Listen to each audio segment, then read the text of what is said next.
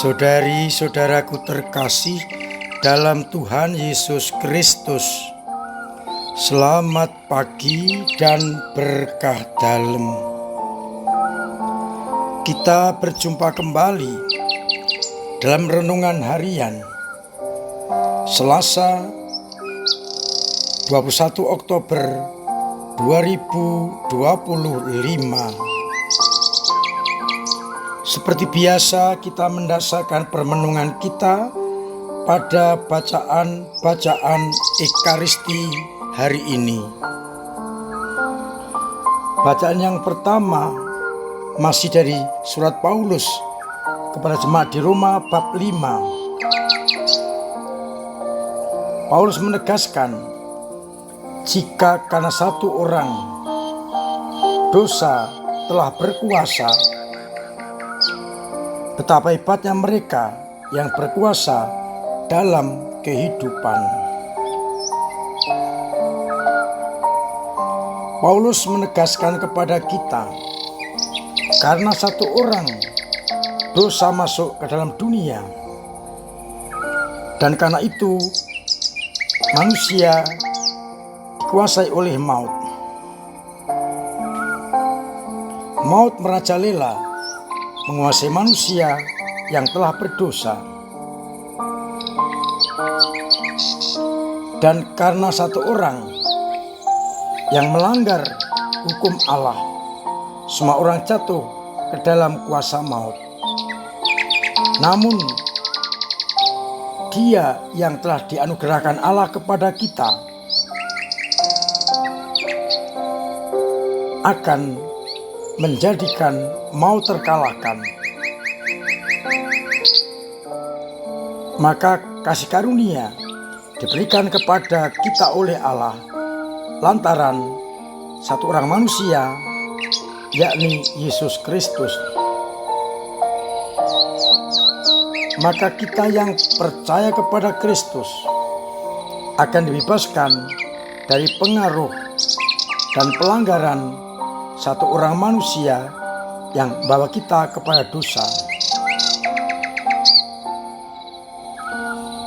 Di mana dosa bertambah banyak, maka kasih karunia juga semakin berlimpah-limpah. Sebagaimana dosa berkuasa dalam alam maut, demikian juga kasih karunia akan berkuasa karena Tuhan kita Yesus Kristus yang membawa kepada kehidupan yang kekal. Sedangkan dari bacaan Injil, dari Injil Lukas bab 12 ayat 35 sampai 38, Yesus mengajar kepada murid-muridnya agar hendaknya pinggang tetap terikat dan pelita tetap bernyala. Seperti orang atau hamba yang menanti-nantikan tuannya pulang dari pesta nikah, supaya jika tuannya pulang dan mengetuk pintu, segera pintu dibukakan. Berbahagialah hamba yang didapati tuannya sedang berjaga-jaga, karena kedatangan tuannya pun tidak pernah diduga. Yesus ingin agar kita berjaga-jaga menantikan datangnya Anak Manusia, agar ketika Ia datang, kita kedapatan setia, layak dan pantas ikut masuk dalam kerajaannya. Berbahagialah orang yang didapatinya sedang berjaga-jaga ketika tuannya datang. Saudari-saudaraku terkasih dalam Kristus, kedatangan Anak Manusia sudah dekat, pasti datang Hanya yang tidak kita ketahui adalah kapan datangnya. Bisa jadi cepat, lambat, atau apapun juga, tidak ada yang tahu. Oleh karena itu yang paling penting adalah berjaga-jaga. Pinggang tetap terikat, pelita tetap bernyala, agar kita kapanpun juga Tuhan datang, kita kedapatan siap dan boleh masuk dalam ruangan pesta abadi. Pertanyaannya adalah bagaimana cara berjaga-jaga? Bagaimana kita waspada dan siap sedia? Orang yang berjaga-jaga menantikan seseorang akan mengarahkan pandangan hanya kepada dia yang akan datang dan dari mana asalnya, agar ketika ia datang kita layak dan kedapatan setia. Maka berjaga-jaga berarti selalu mengarahkan hidup dan pandangan kita hanya kepada Dia yang kita nantikan, agar ketika Ia datang kita kedapatan setia. Jangan sampai kita dimabukkan oleh pesta pora, sehingga ketika Sang Anak Manusia datang kita tidak siap. Oleh karena itu, hidup dan karya-karya kita hendaknya kita arahkan untuk melaksanakan kehendak Allah.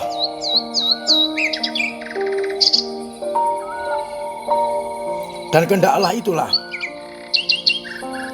yang menjadi penting di dalam bersiap-siap, berjaga-jaga dan siaga.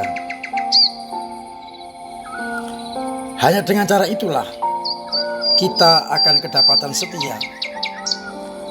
Dan itulah yang kita harus wujud nyatakan di dalam hidup kita sebagai iman. Kalau kita mengandalkan Allah, kita beriman kepadanya, maka kapanpun juga Anak Manusia datang, kita sudah siap sedia. Kita sudah siap untuk ikut ambil bagian dalam karya keselamatan. Soalnya adalah seringkali kita tidak peka, maka hanya mengikuti kehendak pribadi, ego-ego, keduniawian, sehingga ketika Sang Anak Manusia datang, kita belum siap dan tidak layak masuk dalam kerajaannya. Maka mari bersama-sama kita mencoba kegiatan apapun, karya apapun, hidup kita pun tetap harus diarahkan hanya kepada Dia yang kita nantikan, mentaati hukum-hukumnya, melaksanakan perintah-perintahnya, dan menjauhi segala larangannya. Itulah sikap berjaga-jaga, siap sedia untuk datang melayani Tuhan, mendengarkan sabdanya dan melaksanakannya. Tetapi saya katakan tidak mudah, karena dunia dan ego seringkali membelenggu kita. Namun kita yakin dan percaya Allah akan membantu usaha kita untuk terus mengarahkan hidup dan pandangan kita hanya kepada Allah dalam Yesus Kristus Putranya. Semoga akhirnya dengan cara itu kita dipantaskan dan dilayakkan untuk masuk ke dalam kerajaannya. Tuhan memberkati kita sekalian. Amin. Marilah kita berdoa. Bapa yang penuh kasih, kami bersyukur atas sabda-Mu yang mengingatkan kami untuk berjaga-jaga dan hidup dalam iman, agar akhirnya dilayakkan dan dipantaskan untuk ambil bagian dalam karya keselamatan. Semoga umat-Mu yang sakit Engkau sembuhkan, yang punya beban berat Engkau ringankan, yang punya persoalan Engkau bantu mengurai, yang ekonomi Engkau bantu usahanya, agar akhirnya mereka tetap setia. Dan kuatkan iman kami yang kadang lemah, kadang jatuh, kadang mandek, bahkan kadang hilang, agar dengan kuat kuasa-Mu iman kami terjaga, bertumbuh, berkembang, dan akhirnya iman itu sangat mendalam, tangguh, dan kuat. Maka ya Bapa, semoga Engkau berkenan membimbing kami semua dengan berkat-Mu sendiri, Bapa dan Putra dan Roh Kudus. Amin. Saudara-saudaraku terkasih, tetap saya ingatkan agar kita tetap memiliki pola hidup yang sehat. Bila kita sehat, keluarga sehat, orang lain sehat, maka kita dibebaskan dari segala mara bahaya dan segala penyakit. Saya masih mengingatkan amplop-amplop misi yang masih tersimpan di rumah. Mohon segera diisi dan dikembalikan lewat kotak-kotak persembahan, agar akhirnya kita mampu membantu para misionaris, agar mereka dengan kelegaan hati tetap mengarah kepadamu. Jagai para misionaris dengan berkat-Mu lewat sumbangan-sumbangan kami, doa-doa maupun dana, agar akhirnya kita benar-benar mampu mendukung tugas perutusan mereka. Terima kasih untuk semua peran setiap panjenengan dalam gereja, lewat doa-doa, lewat pemberian diri, pemberian karya, pemberian waktu, dan pemberian tenaga, serta pemberian dana yang sungguh mampu untuk melayani umat Allah dan sesama.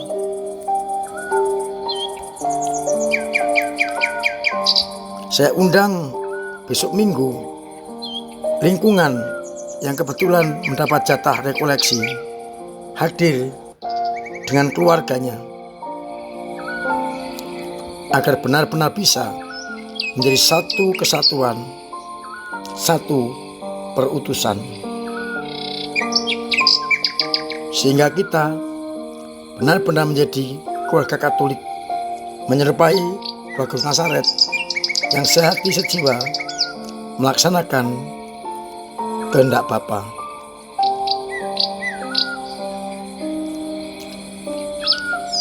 Akhirnya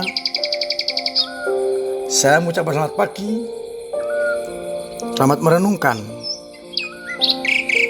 salam sehat, Tuhan memberkati.